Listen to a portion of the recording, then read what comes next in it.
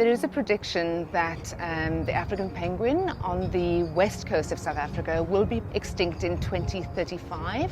I would hope that as a seabird community we can find a way to combat the threats of overfishing, make sure that oil spills are minimized, make sure that plastic pollution is also minimized. I'm hoping for the next 9 years we can really turn it around and they can do well.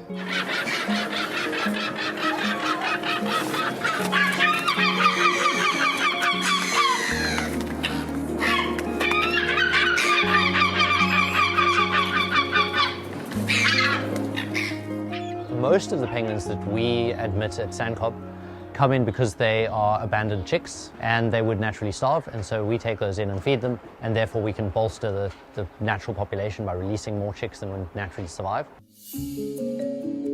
And then the vast majority of others that we admit are due to wounds, so they'll come in with wounds that can be caused by predators or because of pollution or human-related injuries as well.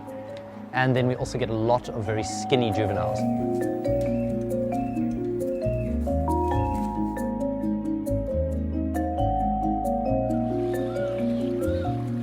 The rehabilitation process is dependent on what the bird has come in for. If it's an abandoned chick, it's fairly straightforward. We'd be feeding it and making sure that it gets waterproof before it gets out to be released.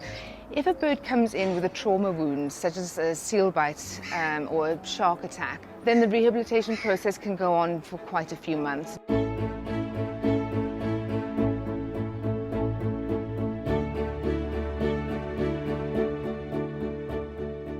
The amazing thing with penguins is they can cope very well with only 1 foot because they spend most of the time in the water and they're swimming, so they don't need their feet to propel themselves through the water.